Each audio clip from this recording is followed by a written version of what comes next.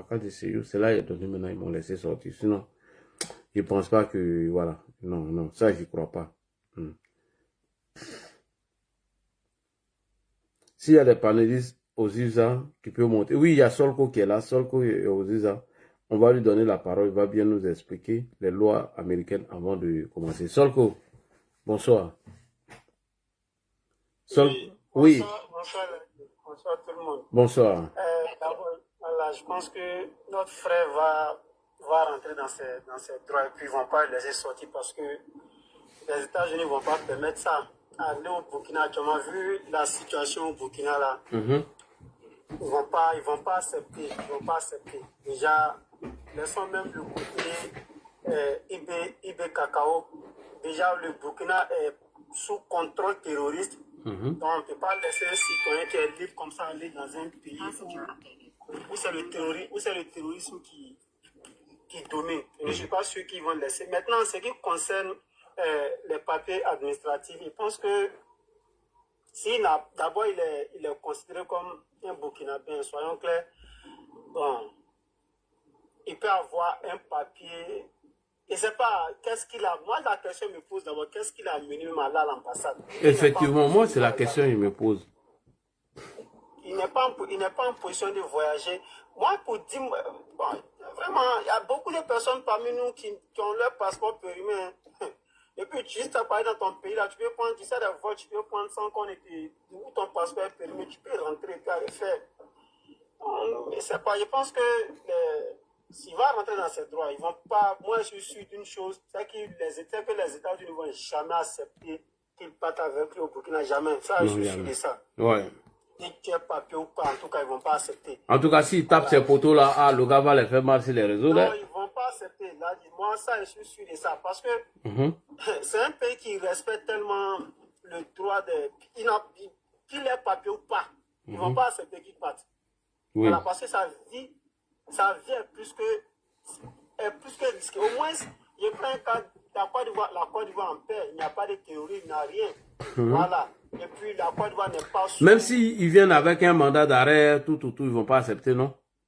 Parce qu'ils peuvent fabriquer tout ça, hein? Mandat d'arrêt, même cela même va permettre à ce que, s'il n'a pas la nationalité américaine, va renforcer à ce qu'il ait la nationalité américaine. Parce qu'il va dire, vu mes critiques envers le pouvoir, voilà pourquoi ils veulent m'amener. Et si je vais, c'est ma vie qui est en danger. Les États-Unis ne jouent pas avec ça. Cela même va permettre à ce qu'il ait même ses papiers rapidement même. Voilà, donc c'est pour dire, en tout cas, ils ne vont pas accepter. Voilà. Prochainement, tous ceux qui sont dans ce genre de situation-là, vraiment, si vous n'êtes pas en position de voyager, passeport périmé, tu peux circuler avec ça aux États-Unis. En tout cas, si c'est ton pays d'origine, ton passeport est périmé, est-ce qu'ils demandent ton passeport? Ils demandent d'abord les papiers américains, tu ajoutes, tout. Mais si tu es en position de voyager, il faut prendre des renseignements. Et ça peut être dans ton pays, il y a des papiers, il y a des vols, tu peux prendre, même avec ton passeport périmé, tu peux prendre pour aller dans ton pays. Voilà, par exemple, pour aller en Côte d'Ivoire, tu peux prendre, c'est pas faire publicité, tu peux prendre Éthiopien, ton passeport est périmé, c'est pas périmé, ils vont accepter. Seulement, tu as le visa, et puis tu es ivoirien, tu vas dans ton pays, et ils n'ont pas de problème avec. Voilà un peu mon point de vue sur ce sujet. Maintenant, pour revenir au sujet, c'est passé à d'autres questions sur ce sujet-là. Hein. Là, comme ça, je vais faire une transition, aller directement. Vas-y. Le sujet du jour. D'abord, moi, je m'indigne, hein.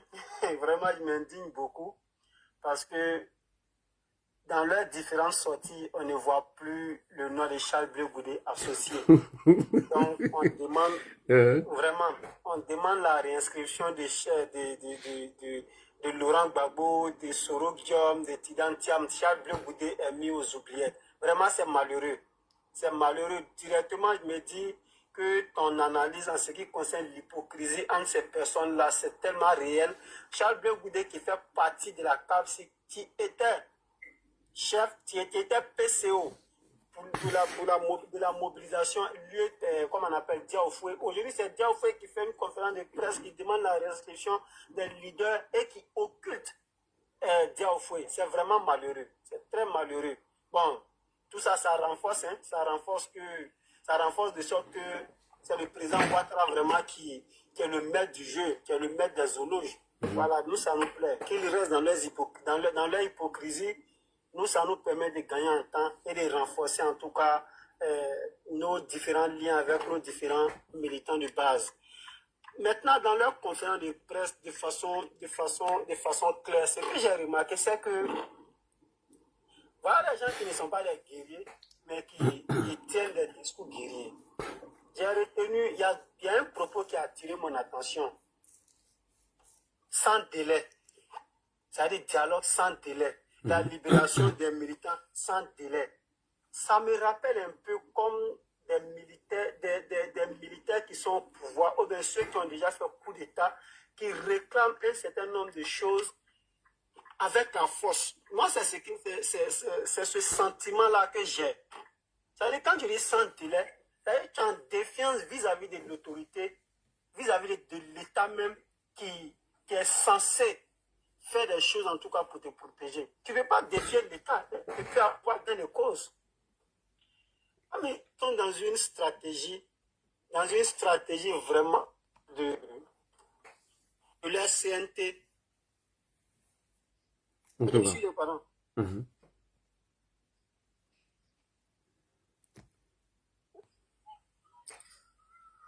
Bonsoir encore à tous. Bonsoir. Comme ils sont dans une stratégie de leur CNT, excusez-moi, je vais chuter tout à l'heure. Ils sont dans une stratégie de leur CNT. Donc, du coup, il faut attirer toutes les attentions sur eux, c'est-à-dire l'attention de la communauté internationale, parce que je ne dirais pas la communauté nationale, communauté, bon, de leur communauté internationale. Parce que tu ne veux pas être dans les discours guerriers, pour ma part, et puis avoir gain de cause. L'État, c'est la norme supérieure. Voilà, en ce qui concerne la gouvernance dans un pays, c'est la norme supérieure. Tu ne peux pas les défier et puis avoir gain de cause. Et dans leur conférence de presse, c'est des discours guerriers que moi j'ai entendu. Et c'est le mot qui a plus attiré mon attention, c'est ce que j'ai dit. Tu ne peux pas demander la clémence de quelqu'un et puis dire sans délai. Je ne sais pas si vous vous rappelez un peu du discours d'Ibrahim Kakao. C'est le porte-parole d'Ibrahim Kakao disant le rapatriement du corps d'Alain Faso sans délai. C'est-à-dire ça, c'est insensé. Vous savez que vous n'êtes pas en règle. Maintenant, vous demandez la faveur de quelqu'un qui a le pouvoir, puis qui est en règle de faire quelque chose, c'est-à-dire sous contrainte, ou bien de faire quelque chose qui ne va pas vraiment dans le bon sens du bon fonctionnement de l'État. C'est grave. Moi, j'en appelle à la vigilance de nos autorités, d'être rester vigilants. Je pense que nos autorités sont vigilantes. Ils sont plus que vigilants. Voilà. Mais cela n'empêche pas de doubler encore de vigilance. Là, nos forces de sécurité, vraiment, qu'ils renforcent encore la sécurité. Ils n'ont qu'à renforcer la sécurité. Parce que ceux-là, vraiment, mes propos m'engagent. Ceux-là, ils sont capables de tout. Ils sont capables même de se transformer en terreau pour attaquer même leur propre pays. Et même leur propre pays.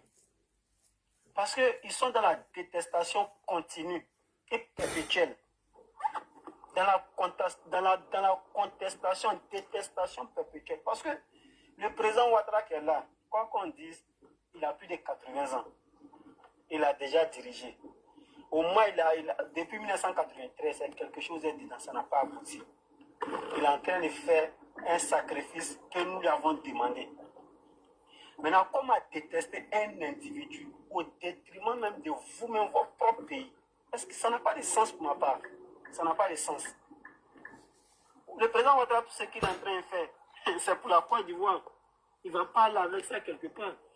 Maintenant, lui, vous allez le détester de sorte même en tout cas, à préférer une fatwa comme vous-même, votre propre pays. Vraiment, c'est malheureux. Donc, qu'ils se ressaisissent. Le CNT qu'ils veulent créer, vraiment, ça ne va pas aboutir. Voilà, donc ça, c'est que les autorités soient vigilantes, qu'ils renforcent la sécurité dans les autres villes de la Côte d'Ivoire. Commencez par Yamoussoukro. Parce que Yamoussoukro, il sait qu'il y a des choses qui sont en train de se planifier là-bas. Commencez par Yamoussoukro, Kaoukro, ainsi de suite. Et puis les villes frontalières là, telles que Danané, Zouaounien, ainsi de suite. Des villes qui sont dans les différentes frontières, qui renforcent plus la sécurité là-bas. Maintenant, nos militants, les gens du RIDP. Vraiment, là, je te salue de te mettre au-dessus des polémiques depuis hier parce que j'ai vu certaines polémiques. Vraiment, je salue ton sens élevé. Hein. Voilà, de ne pas rentrer dans des différentes polémiques. Vraiment, ce n'est pas le moment. Ce n'est pas le moment. Nous avons demandé au président Ouattara d'être notre candidat. Il a accepté. Et ce n'est pas le moment de nous disperser, de nous diviser. Vraiment, excuse-moi du terme, dans les polémiques vraiment qui ne vont pas faire avancer le parti. Donc, je salue ce sens élevé-là, cette sagesse qui t'a permis de rester, de te mettre au-dessus de certaines polémiques. Voilà, donc nos militants restons mobilisés. Il y a une marche qui est en cours. Nous allons démontrer aussi que nous sommes plus, pas démontrer aussi, nous allons montrer que c'est nous qui sommes plus majoritaires, mais on est silencieux et puis on reste trois derrière notre leader et c'est lui qu'on connaît. Quand il dit A, nous on dit A. Quand il dit B, on dit B. Voilà, merci beaucoup Ladji. Merci beaucoup. Donc, le président Ouattara, que Dieu bénisse tous ceux qui sont sur ce panel. Merci. Amen.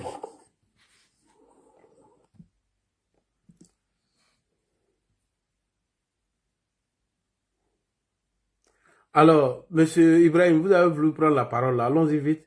On vous écoute. Merci bien, grand frère. Comment vas-tu? Bien, Alors, toi. ouais. Au fait, concernant le monsieur là, c'est deux choses qui peuvent le sauver.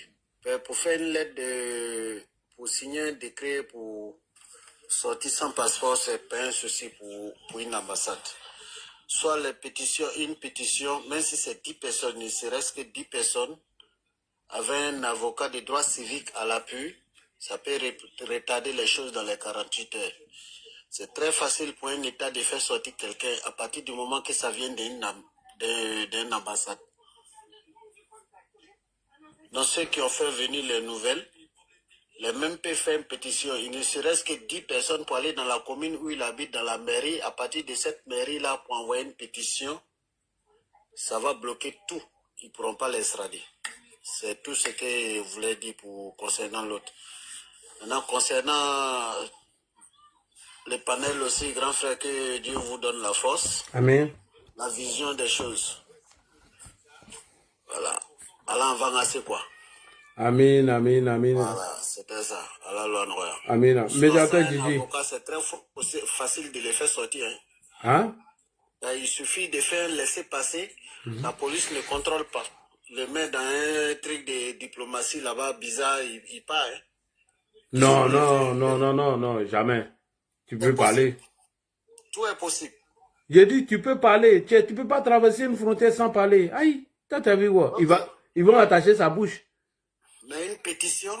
C'est ce que je te dis là, tu as dit quelque chose que je ne suis pas d'accord. Tu dis, on peut fabriquer un dossier de diplomatie, la police ne va pas contrôler, ils vont le... Non, jamais. Il est malade s'il dort, sans les drogues qui dort. Voilà. Si il est malade, c'est possible ça. Voilà. Ou tu n'as plus... Tu ne peux pas parler. Voilà. Non, on ne peut pas le faire sortir comme ça. Hein. Ça, c'est possible. Voilà. Donc, il ne serait-ce que pétition de au moins 10 personnes, quelques personnes, même pas beaucoup, pour signaler à la commune où il habite. Et puis, ils ne sont pas au Burkina. L'ambassade, là, c'est aux États-Unis. Il suffit d'avoir dit opposé avec des documents. Et puis, à partir de là, les nouvelles, à l'appui d'un avocat, c'est fait, quoi. C'est les deux moyens là qui peuvent le sauver, surtout la pétition. Merci. Ok.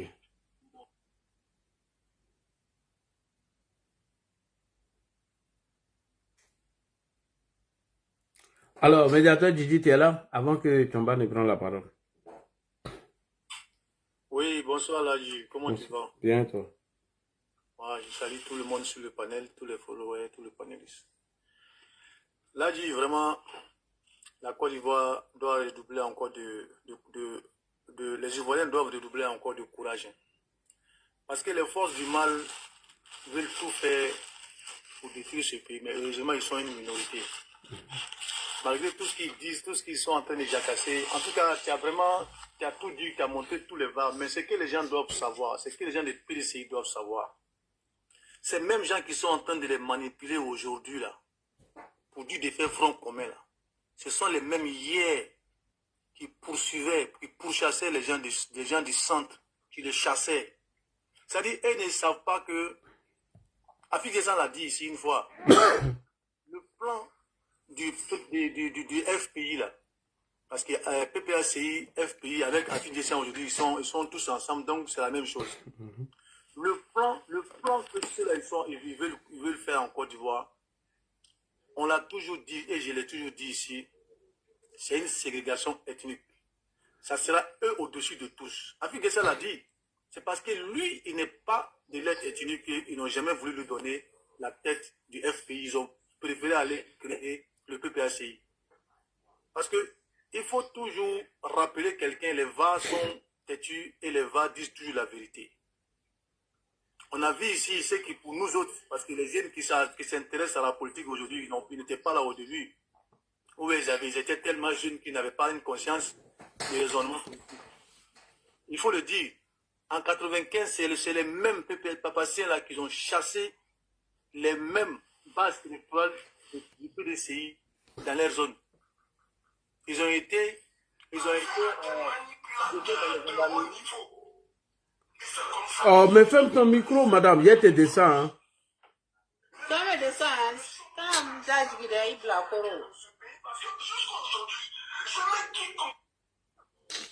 n'as pas fermé ton micro, tu as me dit que je n'ai pas te fait dessin. Donc, je disais que les PDCI doivent savoir qu'ils sont manipulés.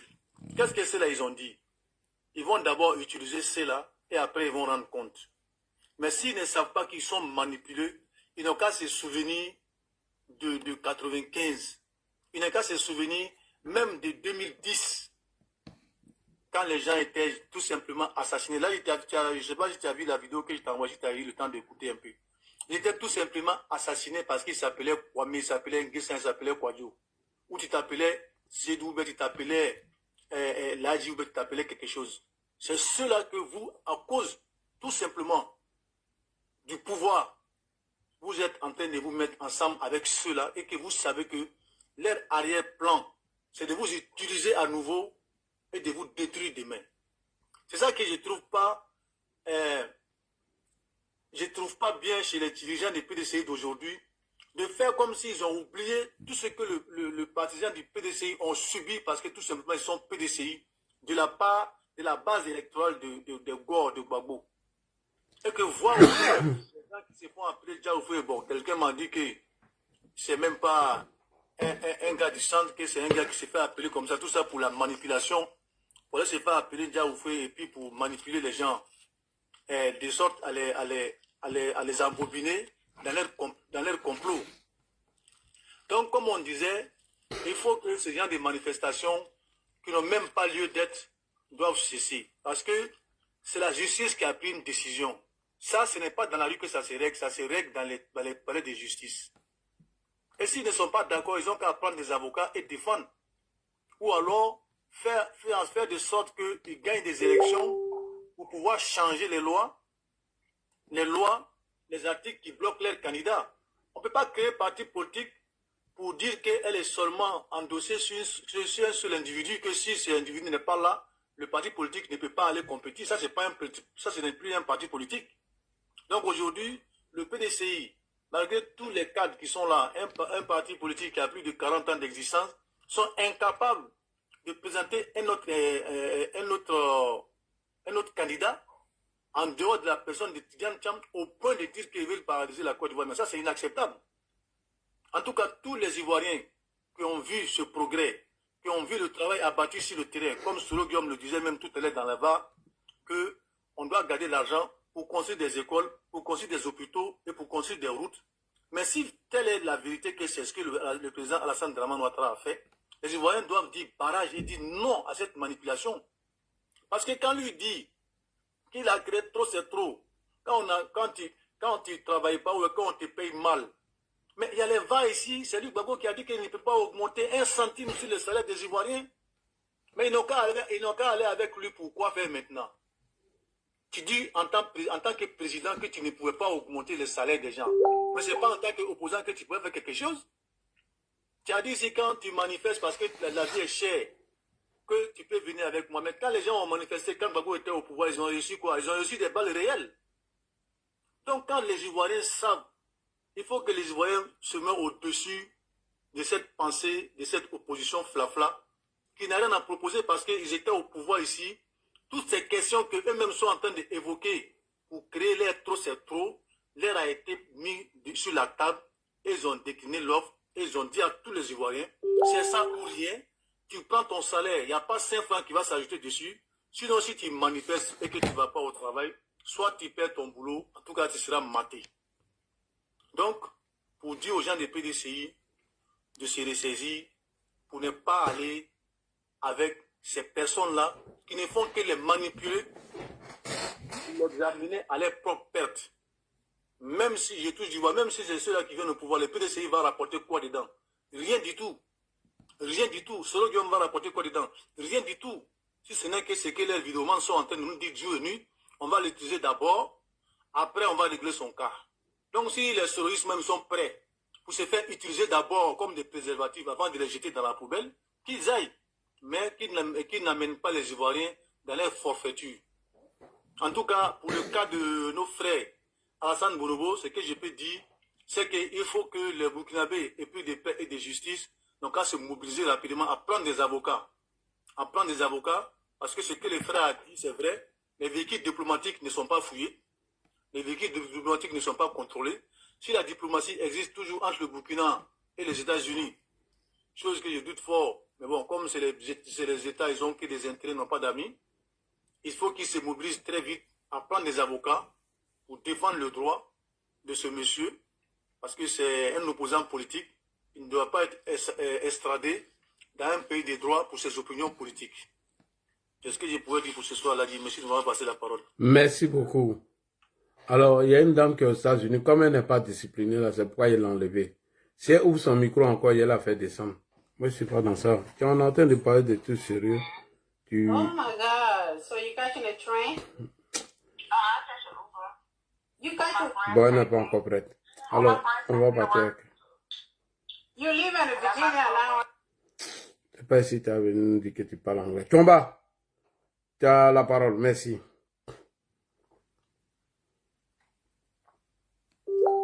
Allô, Chomba. Bonjour. Notre frère vient de se faire arrêter. Hein. Oui, j'ai vu ça. Ah, on dit que c'est un fake news. Mais il faut qu'Alassane sorte pour démentir parce que ça a pris la toile. Hein. Hein? J'ai vu une dame au bouc. Un péré serait plus efficace que ces fake news à 2 balles. Il faut arrêter de dire n'importe quoi. Moi-même, j'aurais souhaité que Alassane Gonombo soit mis hors d'état tenu, mais l'information qui circule est une fausse, car dans aucun pays au monde, une ambassade ne peut arrêter un individu.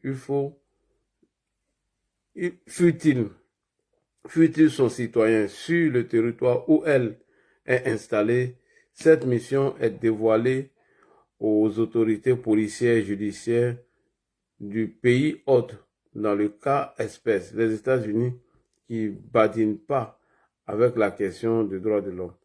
Publié par Belém Mandé. Moi, j'ai essayé de l'appeler lui-même en direct. Chomba, excuse-moi, juste là, dit, motion, tant que le gars ne sort pas, tel qu'on le connaît là, si toi, il a dit, tu es en direct, il va sortir. Tant qu'il ne sort pas, là, communiquons. Parce que peut-être ça peut être transféré aussi pour que ça passe sous silence. Tant que Alassane Kounombou ne sort pas, pour dire qu'il n'est pas arrêté, communiquons dessus. Ouais, Yoro. Bien et toi? Allô? Oui, allô, oui.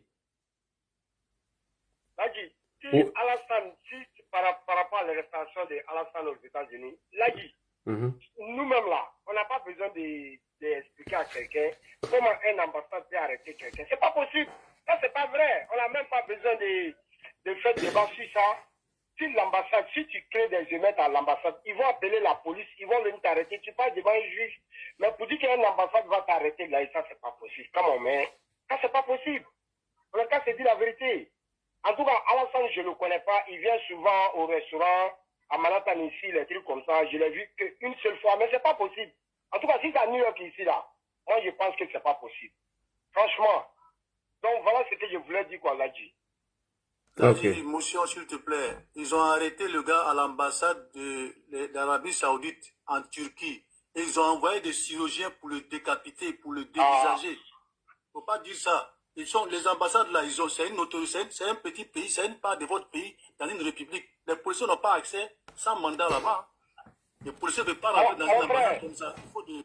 Mon frère, vous êtes à New York ici. Si vous êtes à New York, Non, il est en France. vous savez que c'est pas. Ok, s'il est en France, là, je ne connais pas. Mais si c'est à New York. Non, lui qui parle là, lui, il est en France. Alassane, il est aux États-Unis. Toi, mais tu dis, tu manges le comment tu as aidé encore s'il est en France? Non. Moi-même, je suis aux États-Unis, ici aussi. Ce qu'ils sont en train de dire là, je ne suis pas avec Alassane, mais ce n'est pas possible. Vous allez me donner raison peut-être demain ou après-demain, ce n'est pas possible. Ils n'aiment pas, c'est bon, ce n'est pas possible. Voilà ce qu'ils voulaient dire qu'on l'a dit. En tout cas, si c'est ici, là, ce n'est pas possible. L'ambassade, si l'ambassade attrape Alassane pour le garder, c'est comme ils l'ont kidnappé. Donc quand vous arrêtez quelqu'un, c'est la police qui vient l'arrêter et on l'arrête. Directement, il va passer devant un juge. Mais pour dire que oui, ils vont l'attraper pour donner. Non, c'est pas possible. Ça, c'est pas Frère, possible. ils sont capables de tout, hein, faut te non. méfier. Non, même s'ils appellent ICE, les gars que Donald Trump vient de former pour pouvoir attraper les immigrants pour les envoyer chez eux, quand on t'attrape là, tu passes devant un juge. Oui. Mais on ne peut pas t'attraper comme ça pour dire qu'on va te donner une chose, comme on appelle, soit à l'immigration ou bien et ils vont te garder. Si ils arrivent à te garder, c'est comme on t'a kidnappé. Il peut avoir problème. C'est pas possible. Là, c'est la vérité, je vous dis, hein, c'est pas possible.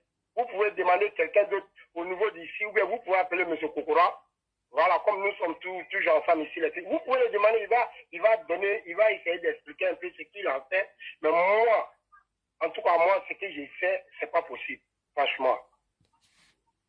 Là, tu peux m'accorder juste une motion, une minute, s'il te plaît. Je vais te prendre quelques exemples. Oui. Quand Soro Guillaume quand ils ont envoyé un mandat d'amener contre Soro Guillaume ici, on l'a caché ou dans l'ambassade. Ça, c'est de 1. De 2. Parce qu'une ambassade, c'est comme, c'est les diplomates, quand les diplomates sont dans leur véhicule là, la police n'a pas le droit de les arrêter comme ça. Pour un truc d'ambassade là, c'est très compliqué, c'est la diplomatie. C'est très compliqué. Donc, ce que les gars peuvent faire, c'est faire beaucoup de bruit pour que des avocats puissent se saisir du dossier, eux, empêcher qu'ils soient extradés pour que, voilà, comme aux États-Unis, les journalistes aiment se mêler des choses, les journalistes privés, il y a beaucoup de journalistes privés qui aiment amplifier la chose pour ne pas que ça passe sous silence. Sinon, si ça passe sous silence, ils peuvent le cacher dans un véhicule de l'ambassade. Hein. S'il y a l'avion présidentiel du Burkina qui vient là-bas, ils peuvent l'embarquer. Hein. Donc, il faut faire très attention avec les ambassades. C'est très, très sensible. Les policiers de l'autre pays n'ont pas le droit de rentrer dans une ambassade comme ça. C'est très compliqué. Il faut une procédure. C'est ce que je voulais ajouter. Ok, bon, je vais l'appeler lui-même pour voir en direct. Ok. Non, la femme, c'est une folle là. Mais tu montes, on te dit, attends, les gens ont parlé. Toi, tu es là, tu viens bavarder. On a en train de parler de trucs sérieux, tu viens bavarder. Un bon pour truc, quoi. Je l'appelle en direct. On peut continuer ou bien Oui, vas-y. Voilà, donc, Attends, je vais l'appeler en direct et puis tu apprends la parole. Son téléphone sonne déjà, ça c'est pas mal.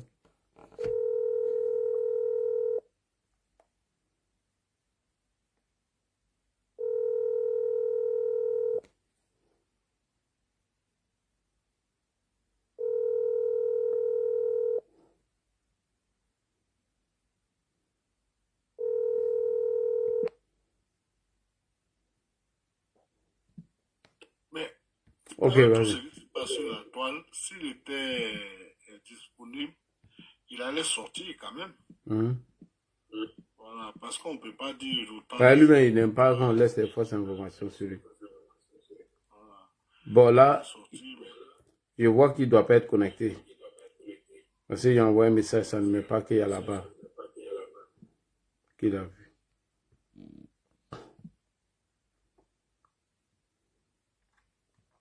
Non, mais c'est que ça, il faut prendre au sérieux, hein. Pas avec les ambassades, il faut faire très attention. Hein. Il faut faire très, très attention avec les bancs.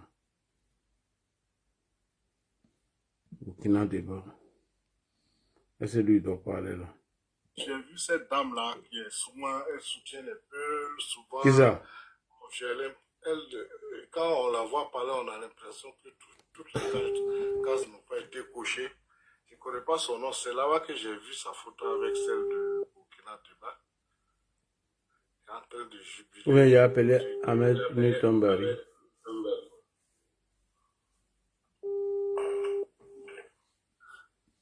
Allô? Frère, oui, bonsoir. On est en direct, hein? On est en direct. Ok. Oui. On essaie de joindre le frère Alassane. On n'a pas de nouvelles, donc on est un peu inquiet.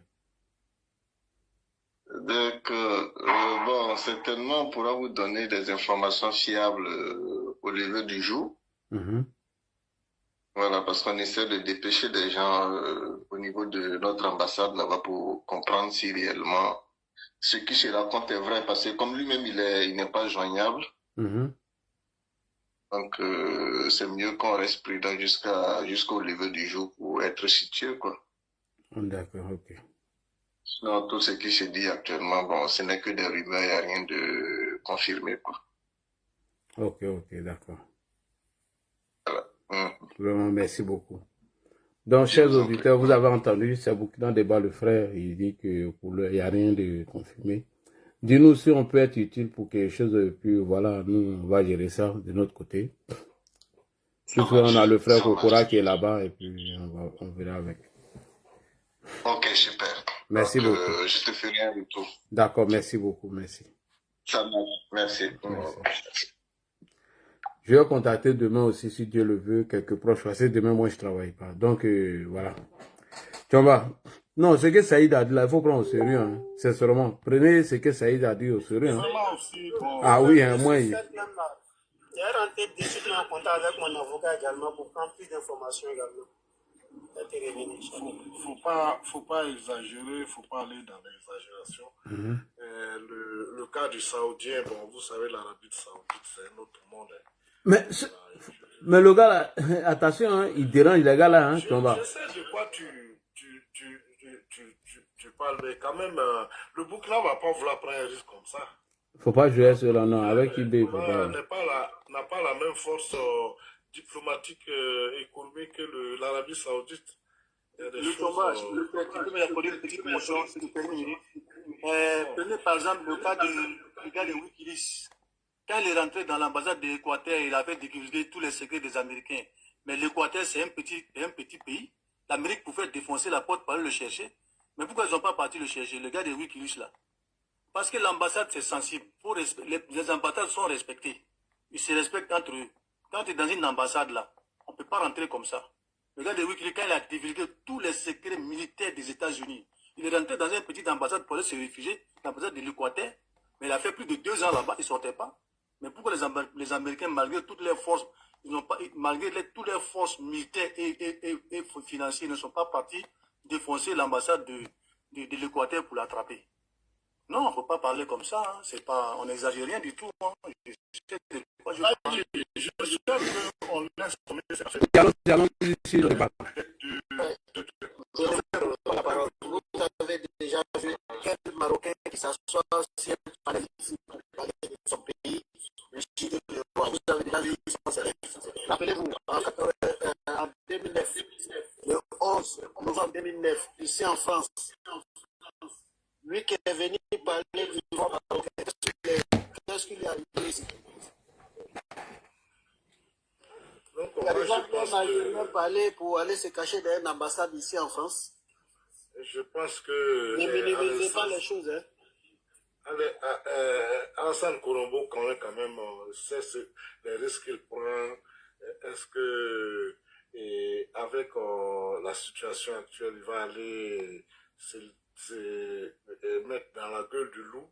Bon, c'est parce que on ne sait pas où il se trouve que bon, il y a toute cette polémique. Donc il faut attendre qu'il se manifeste et puis bon, on va voir. Sinon tout ce qu'on dira, bon, c'est moi ce que je pense c'est que quand même le Burkina a mieux à faire qu'avec les Américains, surtout qu'ils ont un envoyé de Ibrahim Traoré au Burkina. Je ne sais pas si Kassoum Koulibaly, qui est l'oncle de Ibrahim Traoré, est parti au Burkina. Il a été reçu par les autorités militaires américaines en vue d'une coopération avec ce pays. Est-ce que le Burkina va se mettre dans une créer un tel incident diplomatique en ce moment? Bon, donc il faut attendre pour que, bon, espérons que d'ici demain, il va réagir. Voilà, c'est peut-être que, bon, il est allé quelque part ou peut-être qu'il est allé dans un hôpital ou quelque chose comme ça qui l'empêche de réagir. Et puis, bon, les propagandistes du régime ont récupéré l'affaire pour... voilà, mais je ne crois pas que Alassane puisse prendre ce risque-là, aller se mettre dans la gueule du loup en sachant tout ce qui il subit de la part des autorités burkinabées. Voilà. Alors, donc, cela dit, bon, on va rester à l'écoute. Et puis, on va revenir sur notre panel pour dire pour d'abord te dire merci, Ladji. Merci d'être allé chercher si loin cette VAR. En fait, les années 2010, j'avais déjà vu cette vidéo, mais je ne sais plus. C'était au moment de la belle époque de YouTube. Parce que YouTube a été quand même l'un des premiers à montrer les vidéos. Où il n'y avait pas beaucoup d'Africains qui passaient d'abord. Mais je sais que j'ai déjà vu une vidéo. C'est une vidéo de ce type. Bon, mais en tout cas, merci d'être allé chercher si loin. Cette VAR, bon, tu l'as fait passer et pour montrer encore la mauvaise foi des politiciens, même ceux qui viennent d'arriver, qui disent qu'ils veulent faire la politique autrement. Voilà. En tout cas, c'est la VAR qui va faire mouche, parce que on ne peut pas jouer aux innocents. Voilà. C'est clair que ça se dessine. Premièrement, Thiam était en train de douter, fallait-il pas. Alors, visiblement, il ne voulait pas se séparer de la nationalité française, alors qui lui apporte certainement beaucoup. Mais quand on décide de faire la politique, on la fait, ou puis on ne la fait pas. Voilà. Alors, ce que je remarque, c'est que, bon, le PDCI s'est fait phagocyter, ou du moins en train de se faire phagocyter sur le plan idéologique par le FPI, qui est un petit parti. L'année prochaine, le PDCI aura 80 ans. Le plus vieux des partis politiques ivoiriens. Et il se laisse traîner par la queue par un FPI qui ne privilégie que la force. La violence du verbe. Ce qui fait que Bogo n'a pas d'électorat. Bogo n'a pas d'électorat. Le PDC s'est radicalisé. En tout cas, ils se sont radicalisés. Hein. Voilà, le PDC qui était un parti pragmatique, qui savait profiter des situations, est devenu un parti radical et il va se figer. Et ça va détruire le PDC. Parce que si on l'amène à un individu, c'est là qu'ils vont détruire le PDC. En 2000, le PDC, après le coup d'État, le PDC s'était dit que c'est pas sûr que le putschiste, celui qui a renversé comment on appelle, qui a fait le coup d'État, accepte que le président Bédié soit candidat. Ils ont ajouté des candidats pour être à l'élection. Mais comme c'était un complot, monté de toutes pièces, par un certain Laurent Gbagbo qui refuse de se battre à la loyale, alors ils ont été tous retirés, sinon le PDC serait aux élections de 2000. Voilà, donc ce PDC s'est fait phagocyter, s'est fait traîner par la queue par le FPI, sans savoir que le FPI, ce sont des stratèges et que leurs alliances sont circonstancielles. Alors, j'étais en train de rire sur un panel où actuellement il y a une guerre entre les Gors et les gens de l'AIS. Alors, vraiment, je me suis bien marré. Leur stratégie, c'est comme ça. Ils ont beaucoup d'ennemis, Mais ils s'arrangent pour avoir un seul ennemi. Quand ils finissent avec l'ennemi X, ils passent maintenant à l'ennemi Y qui était hier leur allié. Voilà, donc ils étaient alliés de l'AIS et du PDCI. Alors, après la marche, il y a eu des paroles qui n'ont pas plu à l'AIS qui visiblement a commencé à les attaquer. Donc, ils sont en train de répliquer du côté de l'AIS. Alors, donc, vraiment, merci en tout cas pour cette vague et comme on le voit, le PDCI se radicalise, je ne sais pas ce que ça va donner. Voilà, il refuse d'être pragmatique. C'est ce que je leur dis. Car il faut adapter le combat politique à la situation. Il faut adapter le combat politique à la situation. En 2010, le Baba avait fait 2 mandats. Il n'y a pas une loi qui dit que quand Oui. Quand il y a une crise et que l'élection n'est pas organisée, le président sera candidat ad vitam aeternam.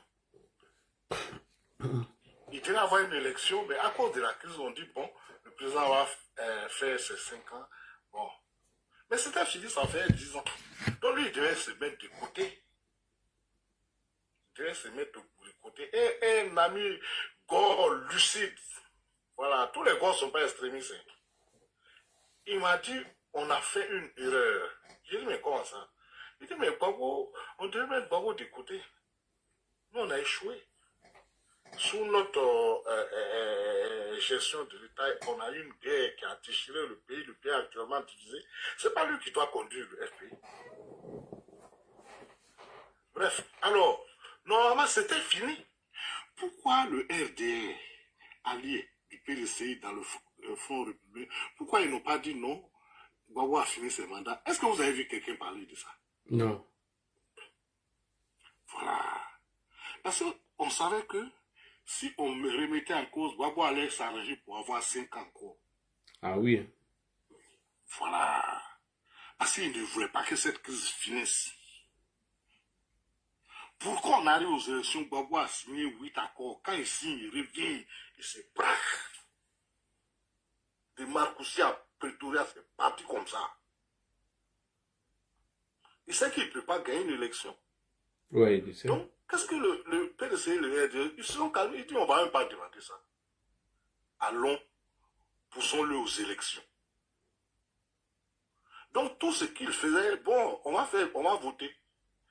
Il a voulu mettre les bâtons dans les rues, tout ça, les gens se sont arrangés pour l'amener là-bas, là où il ne voulait pas arriver aux élections. En tout cas. Il enlève les dons des gens. Le RDR même avait pris des avocats. Et dans les régions, quand il refuse de mettre le nom de quelqu'un sur la tête, les gens se regroupent pour aller plaider le cas de ce dernier. Le RDR avait avocat. Et c'est comme ça, petit à petit. Et encore, les Français nous ont aidés. Les instituts de sondage.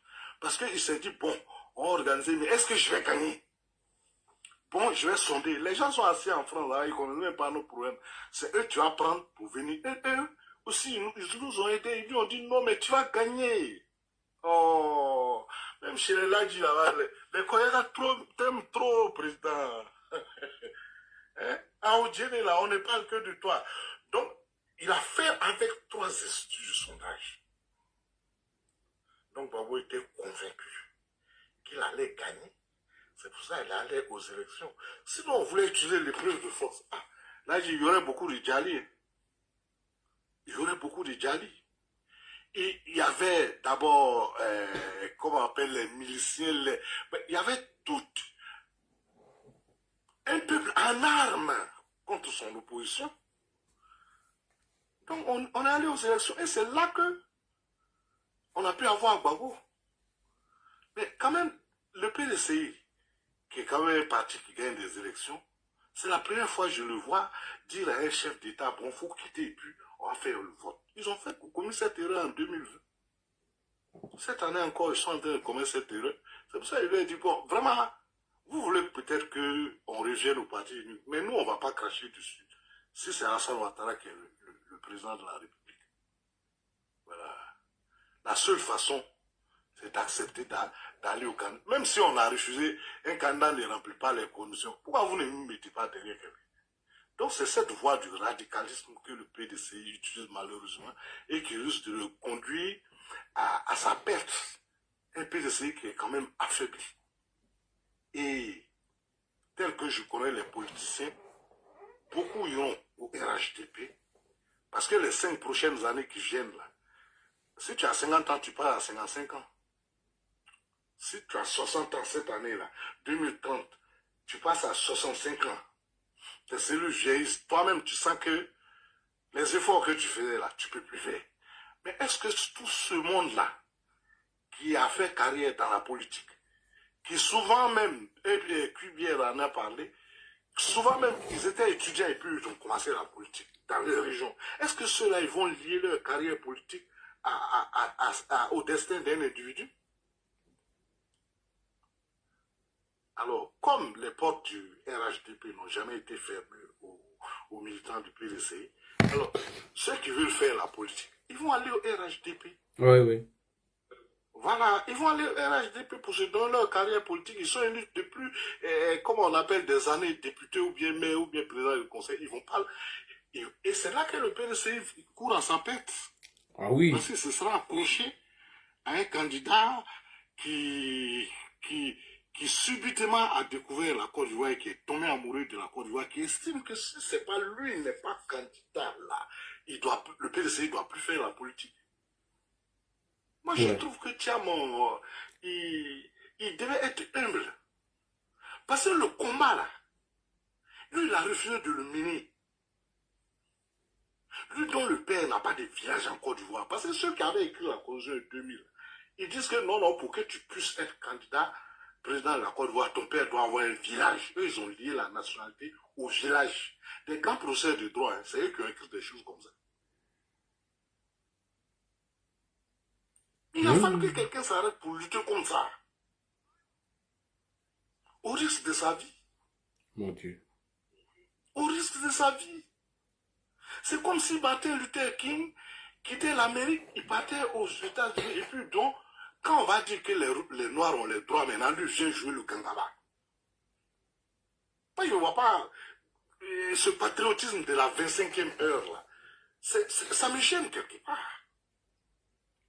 Toi, ton père a écrit l'histoire de Côte d'Ivoire, on dit, parce qu'il n'a pas de village en Côte d'Ivoire, il ne peut pas être chose. C'est que lui, son père a envoyé là. Il y a des gens, leur père n'ont pas envoyé.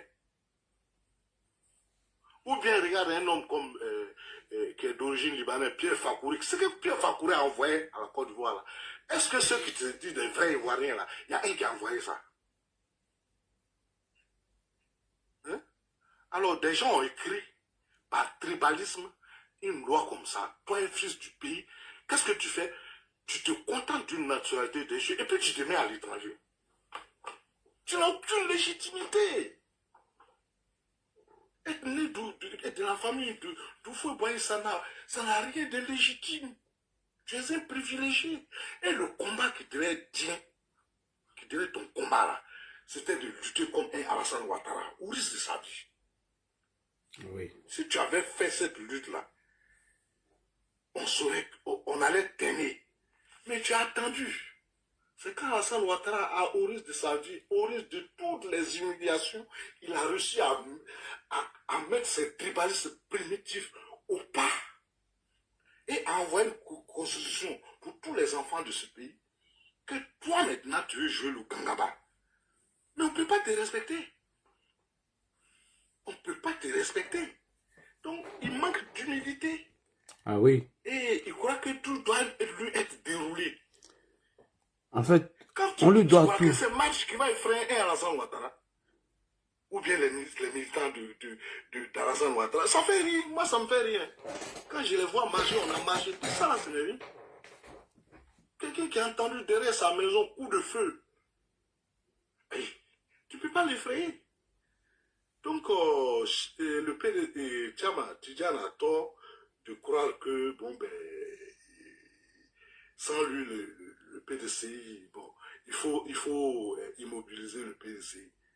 Et il recrute des gens qui lui imposent un langage qui n'est pas le sien. Le langage tribaliste qui revient, lui, il devait lutter contre ça, mais on ne le voit pas. Ceux qui parlent de vrais Ivoiriens, de ceci, de cela, qui lient la nationalité à un village. Hein? Et puis quand même, ce sont des gens qui ont instruit. Des profs d'université, Père Mazo leur a demandé à Marcoussi, mais ne s'est jamais prévalu d'une autre nationalité là. C'est quel argument juridique? Ils se sont tués, ces grands professeurs, qui n'ont pas su se mettre au-dessus du tribalisme et qui ont déchiré notre nation. Jusqu'à ils disent non, chaque Ivoirien est censé avoir un village, et ils avaient même dit d'aller faire les quarantaines dans les villages. J'ai dit, mais ceux-là même, ils croient que c'est riche au village dans Côte d'Ivoire. Bon, on va aller dans nos villages. Ils ont fait ça ici. Ce sont des choses comme ça que Thiam devait combattre. Mais on n'a pas vu à ce combat. Ah oui. Donc, il a fallu que quelqu'un casse cette constitution raciste. Et puis, il change les conditions.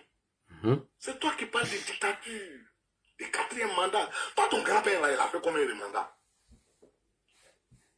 À un seul moment, il y a un candidat derrière lui. Mais ton grand-père était le seul candidat. Oui, seul et unique candidat.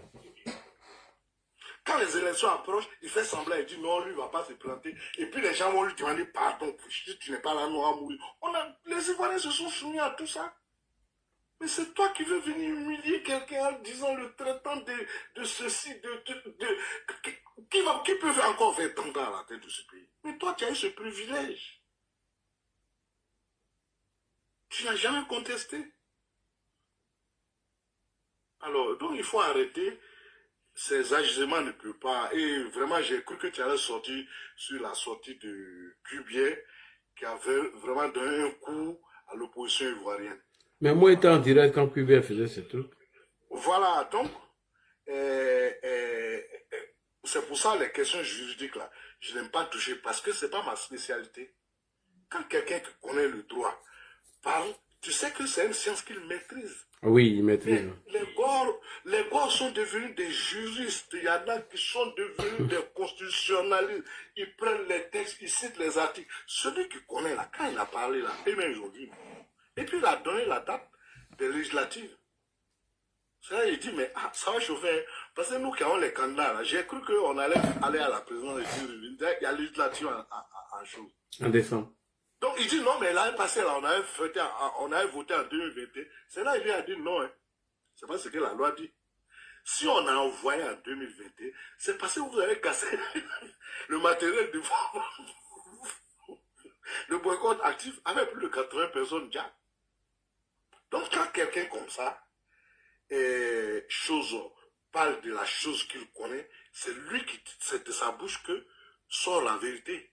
Mais quand des cyberactivistes qui n'ont jamais mis pied dans un amphithéâtre de la faculté de droit, ils deviennent des spécialistes du droit parce qu'il y a TikTok. Moi, est-ce que tu m'as une fois vu parler de vos lois, les numéros que vous donnez là? Moi, je ne connais pas. Quand le spécialiste parle, c'est lui qu'il faut écouter. Moi, j'ai fait des cartes de visite pour un ami avocat. C'est là que j'ai compris que le droit, là, il avait sa langue. Voilà. Que les spécialistes connaissent. Il a écrit son nom et puis il a écrit avocat près la cour. Le jeune homme à qui j'ai donné pour lui faire les cartes dorées. Les cartes dorées hein, qu'on fait et puis on met les bonbons choses parfumées dedans. Donc lui, quand il a vu avocat près la cour, il s'est dit qu'il s'est trompé. Il a écrit avocat près la cour. Les cartes étaient jolies. Quand j'ai dit, bon maître, je t'ai envoyé. Quand il a donné, il dit, mais moi j'ai écrit sur une feuille pour vous donner. Ça, c'est pas comme ça, nous on dit. J'ai dit, hey. Moi-même, quand j'ai lu, je me suis dit, tu t'es trompé. Il dit, non, on dit avocat près la cour. Donc, ils ont un langage qui est propre. C'est une science. Donc, toi, tu ne connais pas, il ne faut pas mettre ta tête dedans. Ce n'est pas un truc de politicien. Pour la politique, là, il n'y a pas de diplôme pour ça. Il n'y a pas d'école où on va faire pour devenir député ou bien président. Tout le monde peut faire. C'est le seul travail qu'on fait sans diplôme. Mais le droit, là, c'est une science.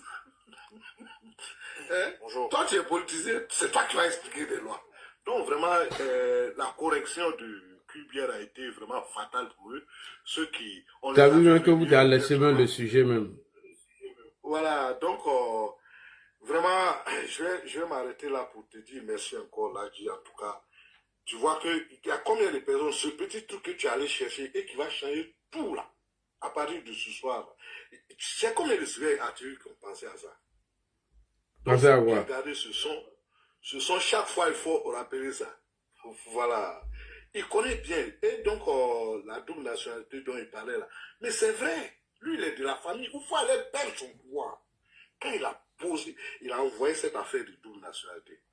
Et le président Ouattara, qui est un homme, qui est universaliste, il a voulu enlever ça en 2016. Mais est-ce que tu sais qui s'est opposé à ça? C'est Penda en a parlé. Et c'est pour cela que quand il y a des choses importantes comme ça, il faut filmer les discussions des députés.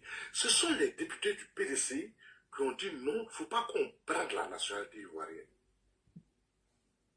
Si ça avait été filmé là, on aurait les débats sur la nouvelle constitution. On pourrait voir ce que les uns et les autres ont dit. Parce qu'il n'y a pas plus malhonnête que le politicien ivoirien. Il va affirmer quelque chose aujourd'hui et puis demain dire le contraire. On a vu Babo dire qu'Alassane Ouattara est ivoirien. On ne peut pas nommer un étranger premier ministre. Et puis, quelques mois après, c'est le même qui dit que non, il est burkinabé. Donc, l'homme politique ivoirien, son opinion est fonction de ses intérêts du moment. Et c'est regrettable. C'est regrettable. C'est regrettable qu'un grand parti comme le PDC, qui aura 80 ans, tombe dans de telles choses. C'est vraiment regrettable. Voilà. En tout cas, merci pour l'avance, l'information de la soirée. Tiam connaissait bien cet article 48 et il est venu dire au monde entier que lui ne savait pas et que c'était une loi obscure. Il sait pour ce pourquoi vous voyez là, parce que vous voyez et pour rien vous pouvez laisser tomber son pouvoir à cause d'une histoire de double nationalité. Voilà, laissez-moi refuser. Il a toujours réputé le reste de sa vie que non, son peuple n'a pas suivi pour deux raisons, dont celle-là. Voilà. Donc je vais m'arrêter là. Merci, Ladji. Merci.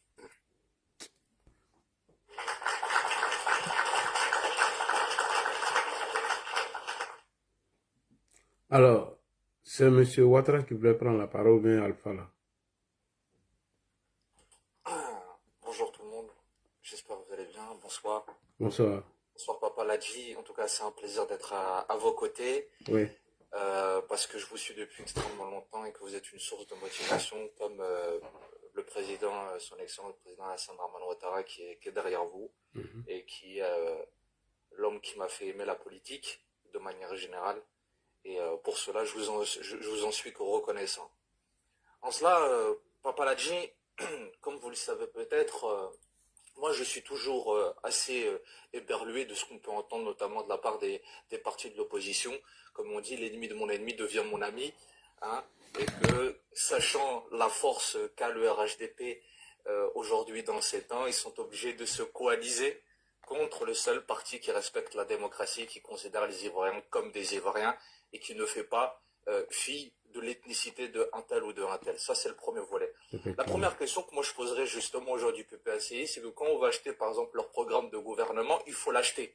Moi, je ne connais pas ça. C'est-à-dire il faut payer pour voir ce que proposent ces gens-là. Effectivement.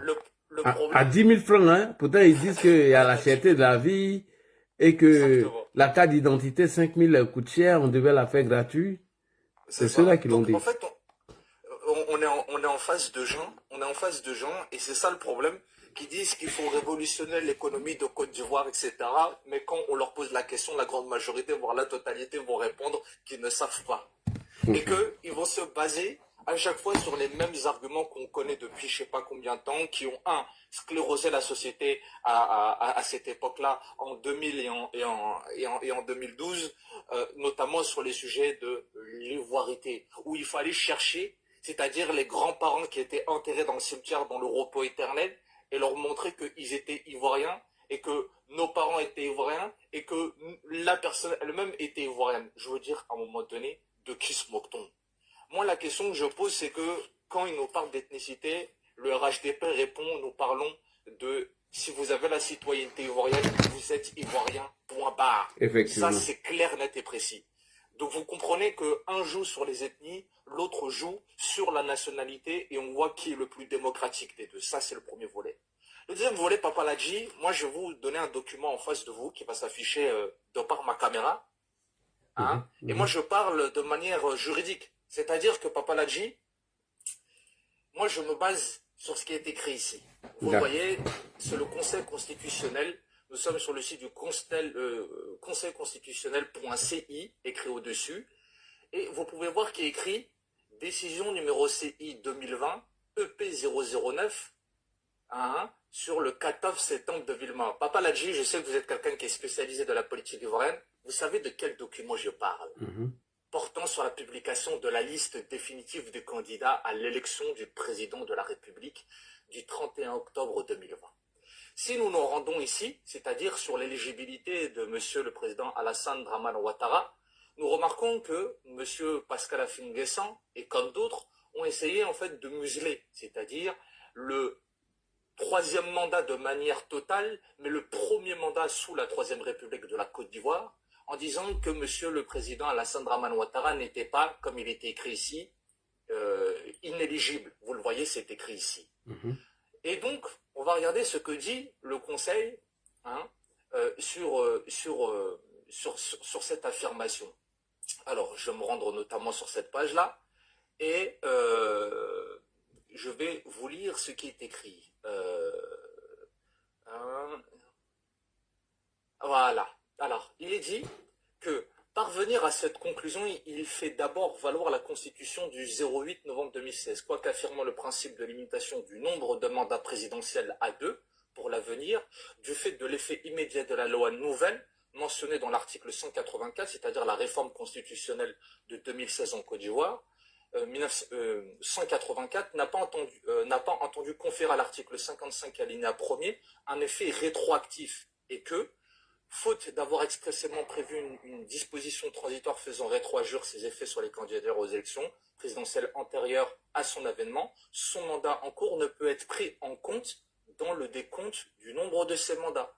C'est-à-dire qu'aux yeux du Conseil constitutionnel, qui est une justice à part entière, qui ne juge que par la Constitution et qui ne jure que par la Constitution, le président Alassane Dramane Ouattara, au regard de la Constitution de 2016 en Côte d'Ivoire, est considéré comme quelqu'un qui a fait, comme ça, à cette époque-là, c'est-à-dire va faire son premier mandat s'il était élu.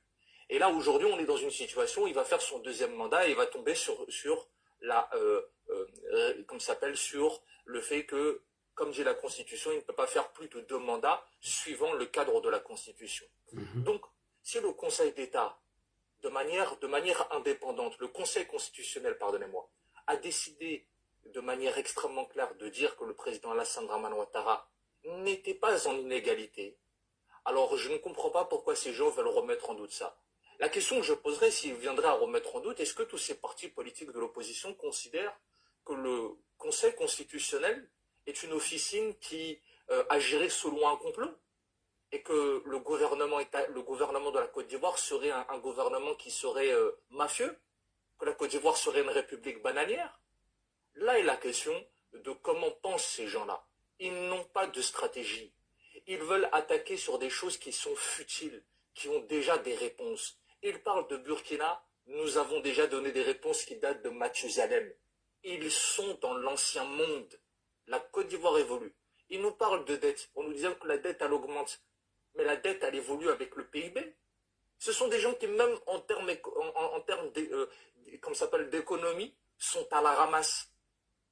Et ils jouent sur quoi? Ils jouent, oui, par exemple, quand je vois, par exemple, que dans le programme du PPACI, on nous dit, alors je vais couper la caméra. Je ne sais pas si on peut couper la caméra. Non? Oui, vas-y. Ah bon, pas grave.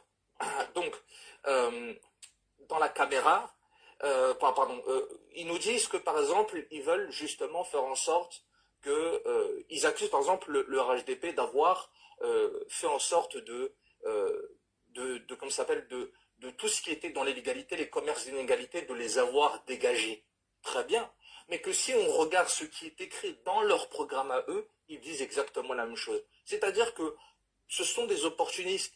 Ils accusent, c'est-à-dire ce qu'ils considèrent comme étant l'opposition, de faire ce que eux-mêmes ils veulent faire par la suite. On est face à des gens qui mentent. On est face à des gens qui mentent. Et c'est ça le problème. Moi, je leur dis, à un moment donné, la Côte d'Ivoire, elle est passée à autre chose. Le président Alassane Dramane Ouattara a pris une Côte d'Ivoire qui était sclérosée en mille. Le président Alassane Dramane Ouattara a fait un travail de longue haleine pour essayer de faire en sorte de recoller les pièces et de remettre une Côte d'Ivoire qui aujourd'hui est tellement dynamique que lorsqu'on parle, par exemple, à des sociétés qui font qui prêtent de l'argent, et ben leur donne des taux d'intérêt comme on donne des taux d'intérêt par exemple à des pays comme l'Italie. C'est-à-dire qu'on a une extrême confiance à l'égard de la Côte d'Ivoire et que la Côte d'Ivoire est capable de rembourser ses dettes qui sont dans son principal axe des dettes de ce qu'on appelle des dettes d'investissement. Qui dit dette d'investissement, je vous donne un exemple pour ceux qui ont des biens immobiliers. Imaginez-vous, vous avez 200 000 euros dans votre compte en banque ou dans votre compte courant Papa Ladji. Vous avez 200 000. Et que vous souhaitez acheter un bien immobilier, un très beau bien immobilier qui coûterait à peu près 200 000 euros. Au lieu d'utiliser vos 200 000 euros dans votre compte courant, vous allez chercher, c'est-à-dire un emprunt à la banque pour prendre, c'est-à-dire cela. Ces 200 000 euros, quand vous allez, c'est-à-dire de manière, vous êtes dans un objectif d'investissement, les 200 000 vont vous être donnés et vous allez devoir payer une mensualité. De cette mensualité, on va l'échelonner à 1 000 euros chaque mois. Cette mensualité, quand on acquiert le bien, on met des gens à l'intérieur qui vont payer par exemple 1 500 ou 2 000 euros la mensualité. Les 1 000 euros que la banque vous demande vont être payés par, c'est-à-dire les locataires qui sont à l'intérieur et les 1 000 euros, le reste, dans les 2 000 euros, vont rentrer dans votre poche. C'est exactement ce que fait la Côte d'Ivoire avec sa dette d'investissement. C'est de cela qu'il s'agit. Et comme je le dis, c'est que quand on entend des gens, oui, mais de base, il ne faudrait pas de dette. Vous ne connaissez pas l'économie. La Côte d'Ivoire ne peut pas prendre son argent qu'elle a dans ses coffres et l'utiliser à la foire fouille. Si elle peut utiliser de l'argent qui est extérieur pour justement participer à son développement. Ce sont des gens qui ne comprennent pas l'économie. Et ils jouent sur, l'ignorance de certains Ivoiriens. Ils jouent sur l'ethnicité des Ivoiriens en disant que, voilà, bon, Djoula, bon, c'est pas Ivoirien, un tel c'est pas Ivoirien, un tel c'est pas Ivoirien. Moi, je n'ai jamais vu le président Alassane Dramane Ouattara ne pas considérer un Ivoirien, de par son ethnie, comme quelque chose qui serait extérieur de la Côte d'Ivoire. Je n'ai jamais vu faire ça. À la différence de tous ces gens-là. Je rappelle même que M. Tidiane Thiam, au sein même de son parti, on voulait même pas de lui parce qu'il n'était pas forcément trop baoulé. Ça, tout le monde le sait, en Côte d'Ivoire. Et que les gens, lorsqu'il était au poste de secrétaire, les gens ne voulaient pas qu'il soit à ce poste de secrétaire. Parce que Tidiane, apparemment, ça ne serait pas très ivoirien. Donc, à un moment donné, on est face à deux éléments. Un élément qui est le RHDP, qui dit que tous les Ivoiriens sont des Ivoiriens. Peu importe votre prénom, votre ethnie, votre tribu, de l'endroit où vous vivez, de l'endroit où vous êtes né, vous êtes un Ivoirien et vous êtes considéré au regard de la loi comme étant des Ivoiriens. Et si vous faites quelque chose, vous serez responsable devant la loi ivoirienne. C'est de ça que parle le RHDP qui se fixe au regard de la loi. Du reste, c'est une justice à 2 vitesses. Effectivement. Monsieur Ladji, ah non, vous êtes un nordiste, donc bon, vous n'avez pas le droit à la parole. C'est ça qu'ils sont en train de nous dire? Ce sont des bonimenteurs. Donc moi, je suis, pour faire mon mot de conclusion, je remercie vraiment le président Alassane Dramane Ouattara. Sachez, monsieur Ladji, qu'il est une source d'inspiration pour tout le monde, parce que je ne suis pas ivoirien, mais que mon père spirituel, mon père économique, mon père politique, c'est monsieur qui est derrière vous, c'est monsieur le président Alassane Dramane Ouattara. Merci beaucoup. Et que monsieur le président Alassane Dramane Ouattara, dans le regard, dans les yeux du monde, est celui qui a mis la Côte d'Ivoire, a remis la Côte d'Ivoire dans sa place où elle est. C'est-à-dire une place de leader dans l'Afrique de l'Ouest et l'un des leaders dans le continent africain. Donc je remercie beaucoup le président, je vous remercie beaucoup monsieur Ladji parce que vous êtes un soutien sans faille, que vous n'avez jamais joué d'hypocrisie, de tortuosité. Et monsieur Ladji, si vous pouvez me trouver le même polo que vous, moi je le prends. Même si je dois payer, je paye. Non, je ne vais pas te vendre ça, je vais te donner, mon frère. Merci papa. Merci beaucoup, merci pour cette belle analyse. Et vous savez, ce que nous faisons en ce moment, c'est très important parce que nos frères qui sont nés ici, vous voyez que les gars manipulent beaucoup leurs enfants, ils leur rencontrent des contre-vérités, alors que nous, nos enfants qui sont nés ici, s'intéressent à la politique, c'est à nous de les informer, c'est à nous de former ces jeunes en leur montrant tout le parcours du président Alassane Ouattara pour que ces enfants aussi soient l'avenir de demain pour débattre encore avec les gars. Vraiment, merci beaucoup à toi. Merci beaucoup. Les gars, la parole, je vais donner à qui? Alphonse? Est-ce qu'Alphonse est là? Non, c'est Alpha Kamso. Femme, c'est nouveau là, je t'ai fait descendre parce que tu es indiscipliné. Je te fais monter. Si tu commences encore ton indiscipline, je te fais descendre. Ici, là, je ne viens pas pour m'amuser. Je ne suis pas dans vos conneries, là, d'indiscipline, là. Je te fais monter, tu dis que toi, tu es aux États-Unis. Alors, monsieur Alpha, est-ce qu'il est là, Alpha? Il n'est pas là. Monsieur Alpha n'est pas là. Ahmed Bamba est là. Femme, c'est nouveau là, ferme ton micro.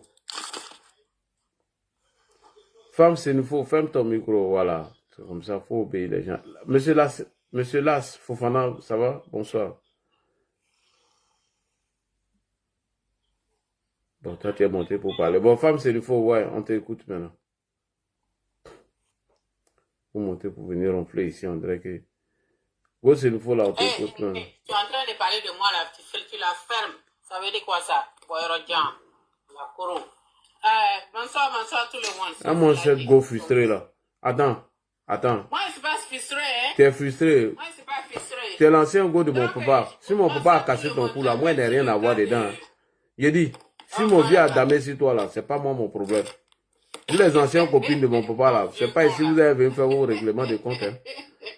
Il n'y a rien à foutre avec ton vieux. Voilà. Si c'est pour venir faire vos règlements de compte ici, mon vieux a damé sur vous là, moi je suis pas responsable. Moi c'est go malo là. On va aller chercher dans sa tombe là-bas, tu vas voir. Allez régler ça là-bas, c'est pas moi qui prends les pots cassés de mon papa. Voilà. En tout cas, tu vas prendre ça. Mon vieux a damé sur vous, vous allez venir vous asseoir. Quand on va venir te chercher la nuit là, pour te diriger à Nancy G là, tu as compris. Va chercher Soro Guillaume là-bas, il est en train de mentir sur nous au Burkina, si tu es puissante. Laisse Soro là-bas. Soro, son papa est un Burkinabé, vous ne savez pas ça. Là, vraiment, l'affaire de notre frère Burkinabé là, moi, je ne vais pas vous mentir, hein. Le gars, il s'est mis à peine, hein, franchement dit. Et comment? Mais, s'il a les papiers américains avec sa femme, je veux dire que s'il a la green card, s'il a tu vois, non pas la nationalité, mais s'il a la carte de séjour, peut-être c'est ce qui peut le sauver. Mais s'il n'a pas la carte de séjour, parce que si tu as la carte de séjour, tu as toujours ton passeport burkinabé ou bien ivoirien, tu peux toujours renouveler ça et puis utiliser pour sortir et rentrer jusqu'à ce que tu aies la nationalité, puis tu appliques pour le passeport. On espère qu'il a la carte de séjour. Même avec la carte de séjour, il est dans pain. Avec ce que Trump est en train de faire aujourd'hui là. Trump là, c'est que vous êtes en train de dire que vous bavardez pour dire qu'on ne peut pas vous rapatrier. Ça, c'est pas ici aujourd'hui, hein. Aujourd'hui là, ça court dans les magasins, dans les marchés, dans les bus, dans les trains, attraper les gens, même ceux qui ont papier, pour les faire rapatrier. Donc si l'ambassade... Non, quelqu'un qui a papier, comment on va rapatrier quelqu'un qui a papier? Oui, l'ambassade peut appeler les gens qui rapatrient les gens à l'immigration pour le remettre à l'immigration. Et l'immigration va le faire rapatrier. Il est dans pain, franchement. Je ne sais pas ce qu'il allait chercher dans l'ambassade là-bas. Cette ambassade là, moi je suis parti là-bas. Tu te rappelles, il y a un moment que Soro Guillaume, la guêpe et tout cela, ils avaient dit qu'ils allaient faire une marche avec l'autre Burkina. Ils avaient dit qu'ils allaient faire une marche. L'éclaireur a écrit, parce que je passe devant là-bas tous les jours par le travail, je suis allé déposer cette lettre-là à l'ambassade du Burkina. Et je vais vous dire qui travaille à l'ambassade du Burkina, c'est des blanches. Des blancs et des blancs. Des femmes blanches et des blancs qui travaillent. Je n'ai vu qu'une seule femme qui est noire à l'ambassade du Burkina. Tout le reste était blanc, en train de travailler dedans. Mais juste du jour à l'autre, chaque jour, à bas la France. Mais c'est les Français qui travaillent à l'ambassade du Burkina. Je suis rentré là-bas, je leur ai remis la lettre, elle a ouvert, je lui ai dit que de mettre un tampon sur mon enveloppe pour que je puisse retourner ça à l'éclaireur. Elle a mis le tampon dessus parce que tu passes devant leur ambassade, c'est 222 1244, et puis tu vas un peu devant, et puis notre ambassade est devant là-bas. On t'a demandé le numéro. Je suis rentré dans cette ambassade-là. C'est une maison. C'est comme une maison de, comme un duplex. C'est comme ça leur ambassade est. S'il est rentré là-bas, en tout cas, ils peuvent le garder là-bas pendant longtemps. Mais si à la femme qui est mariée ici, qu'elle a les papiers, si elle a donné les papiers à son mari, là, elle peut appeler la police pour se plaindre. Pour dire que son mari est séquestré dans l'ambassade. Là, ça va leur créer des problèmes. On peut le libérer avec ça. Pour ça, seulement, c'est les deux choses-là que je peux dire sur ça. Franchement, parce qu'il s'est mis dans le pain. Mais si sa femme a les papiers, et que lui, il a les papiers, il a la carte de séjour, il peut s'en sortir. Mais s'il n'a pas la carte de séjour, franchement, ils peuvent lui créer toutes sortes de problèmes. Ce ne serait pas facile. Donc, on n'a qu'à chercher à prier pour lui. C'est ce que j'ai voulu dire, quoi. Parce que Trump, là, aujourd'hui, là, ça ne va pas. Pour la Europe, les gens fuient partout. Ils ne peuvent pas aller acheter de l'eau. Ils ne peuvent pas aller acheter ciment. Les gens qui travaillent, les Espagnols, là, pour le Mali, il reste là, quoi.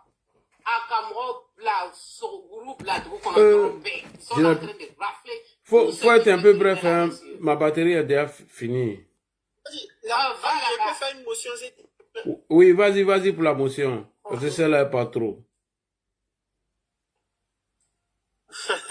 Non, en fait, je comprends ce qu'elle dit, mais si, d'abord, moi, ce qui me rassure, il ne peut pas prendre le risque d'aller à l'ambassade tant qu'il n'a pas les papiers. Voilà, il ne peut pas prendre ce risque. Mais s'il a une green card, non, c'est qu'un green card, elle ne pense pas que cette personne-là soit inquiétante, en fait. Voilà, voilà, c'est ça, voilà. Peut-être qu'il a son passeport est périmé. Il allait pour renouveler son passeport avec sa green card.